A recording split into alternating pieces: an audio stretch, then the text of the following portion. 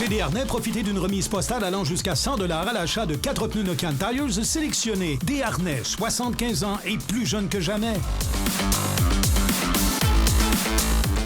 Nous sommes présentement chez Desharnais Pneus Mécaniques. Je suis en compagnie de Danny Bellil. Salut, Danny. Salut, Daniel. Ça va bien? Très bien, merci. Alors, bien content de recommencer les chroniques avec toi. On va faire nos chroniques de pneus. Ensuite, on va aller dans les chroniques mécaniques, un petit peu plus en détail et pointu. On va parler, bien sûr, de la voiture électrique parce que ça jase de ça beaucoup. Évidemment, autant dans les chroniques de pneus que dans les chroniques mécaniques, on va en parler de ces fameuses voitures électriques et de leur impact dans l'industrie du pneu. Mais avant, comme à chaque année, les conseils d'usage concernant les pneus d'hiver, Danny, la date, quand est-ce qu'on les installe, l'inspection qu'on fait sur nos pneus. Mais on va commencer avec la fameuse date parce qu'il faut commencer par ça. Effectivement, puis on se la fait poser régulièrement, que ce soit de nos clients qui nous appellent. Puis, on répond à peu près toujours la même chose. Il n'y a pas une date précise. À partir du 15 septembre, aller jusqu'à la fameuse date butoir du 1er décembre, il n'y en a pas de date. L'important, c'est de savoir, vous faites quoi avec votre véhicule? Les gens qui roulent quelques kilomètres par semaine, 15, 20, 50 kilomètres par semaine, d'installer leurs pneus d'hiver à la mi-septembre, de profiter des promotions chez Desharnais parce qu'on est en rabais à ce moment-là pour justement devancer un petit peu les changements de pneus et être capable de servir toute notre clientèle. Mais c'est vraiment 15 septembre, 1er décembre, dépendamment de votre utilisation, de la route que vous faites, du type de véhicule que vous avez. C'est toutes des questions auxquelles on est capable de répondre. Les fameux pneus à clous. Là, on a une date butoir qui est le 15 octobre, donc on ne peut pas installer de pneus à crampons ou à clous avant le 15 octobre. Mais en ce qui concerne les dates, ça se résume pas mal à ça. En installant nos pneus, il y a toujours des conseils aussi qu'il faut faire attention. Quand on les installe ici, ce qui est le mieux, c'est de les laisser chez vous parce que quand vous les installez, vous êtes capable de les vérifier. Puis là, c'est fait de façon professionnelle. Mais c'est toujours le niveau d'usure qu'il faut faire attention. Exactement. Il y a des vérifications d'usage à faire quand on installe nos pneus. Puis de plus en plus, Daniel, on vend des kits ou des ensembles pneus et mag. Si on le fait à la maison, premièrement, une inspection de base est importante. Qu'est-ce que j'entends par inspection de base? Vérifier la fabrication, la date de fabrication de votre pneu. On a un fameux DOT qu'on appelle les 4 derniers chiffres qui se passent au bout de ce numéro-là. C'est ce que ça veut dire. En quelle année les pneus ont été fabriqués? Est-ce que les pneus sont craqués? Est-ce que les pneus commencent à avoir des signes d'usure inégale? Bien, à ce moment-là, venez voir un spécialiste comme Desharnais, on va être capable de vous conseiller. Ça, c'est la première chose. On installe nos pneus. Il y a un sens de direction. Les installer sur le bon sens, ça va donner un coup de main aussi pour la traction.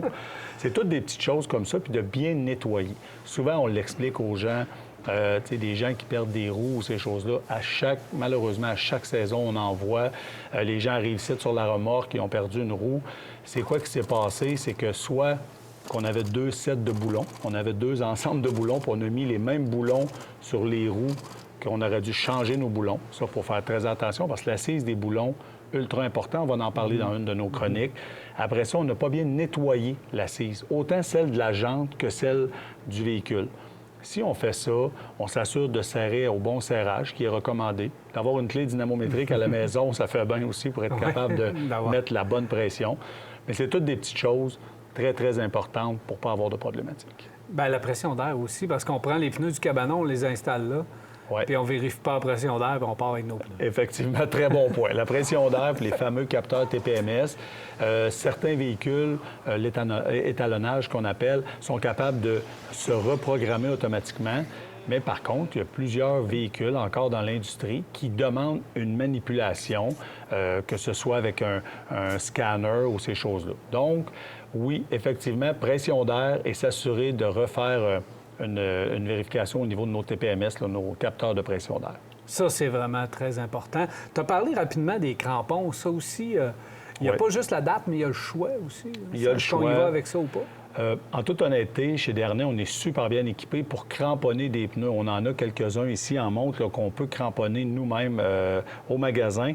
Mais je te dirais, Daniel, on vend 90 des pneus cramponnés qu'on va vendre à notre clientèle, c'est des pneus qui sont cramponnés d'usine, comme on peut voir ici le Hakkapeliitta 10 de Nokian. Pourquoi opter pour ce choix-là? C'est que le crampon, il est toujours à la bonne profondeur, toujours bien placé, dans le bon sens. Sincèrement, il faut vraiment, si on veut travailler à crampon, il faut vraiment aller avec un choix cramponné d'usine qui va nous donner des rendements supérieurs. C'est un choix, puis il faut le faire parce qu'il faut être conscient de ce qu'on achète avec les crampons. Oui. Il y en a qui sont déçus, puis il y en a qui sont hyper contents. Oui. Fait que ça, on peut pas faire un test et dire je vais aller rouler avec 1 heure ou 2 puis je vais revenir.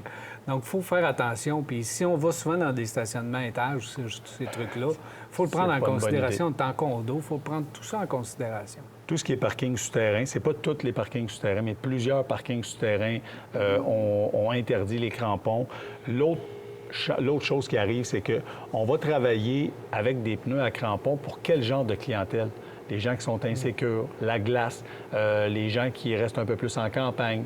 Le bruit, c'est non discutable.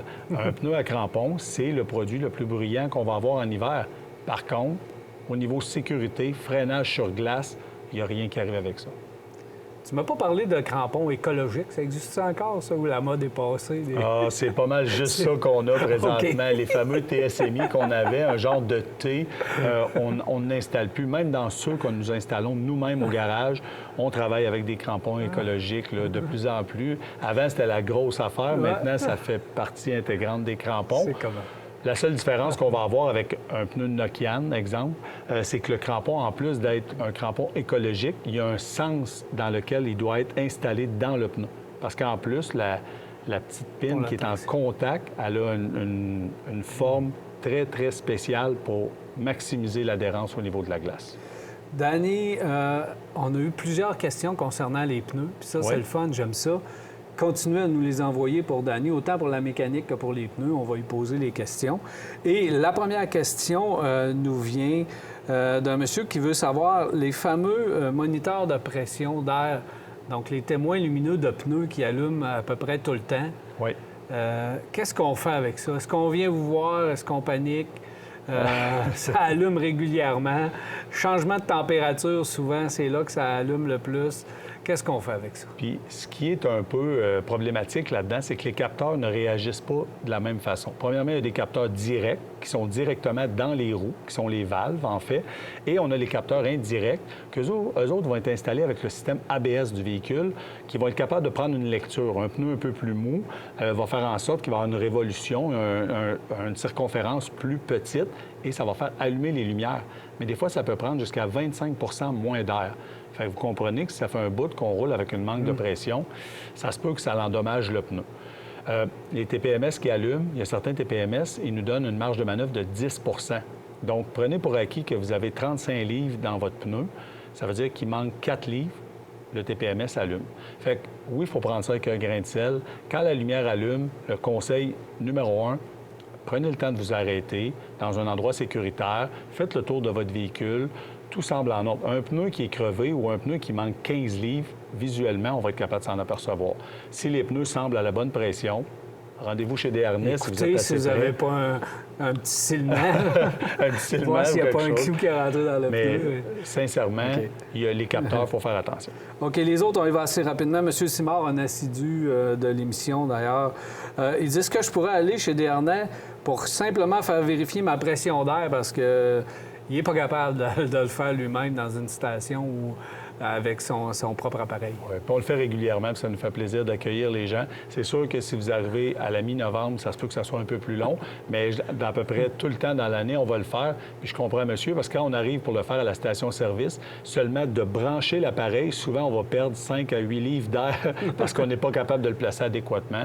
Fait que oui, passer chez un spécialiste, ça va nous faire plaisir. La même affaire pour faire vérifier l'usure des pneus? Oui. Puis, Daniel, sincèrement, de vérifier l'usure, souvent les gens disent « Mon pneu semble usé, il sera pas en bon état pour l'hiver. » Il faut faire attention, le type de gomme va faire foi de tout aussi. Là. Il y a des pneus, des fois, qui vont être encore avec une épaisseur adéquate, mais le pneu est de moins bonne qualité, donc moins d'adhérence. Fait que passez nous voir en succursale, on va être capable de vous aider là-dessus. La dernière chose, combien de kilomètres, ça c'est Mme Boivin, combien de kilomètres les pneus d'aujourd'hui peuvent parcourir? Question qu'on pourrait s'étendre pendant une autre chronique pour une raison très simple, c'est le profil du pneu. La hauteur du flanc va avoir un impact. Le type de produit qu'on va choisir va avoir un impact. La qualité du produit. Mais sincèrement, la question est bonne parce que de plus en plus, on fait moins de kilométrage et une des raisons principales, c'est que le pneu a un flanc plus étroit. Donc, on stresse beaucoup plus le caoutchouc de surface. plus en action, plus sollicité, effectivement, les pneus usent un peu plus rapidement. Danny Bellil, merci beaucoup. Merci, Daniel.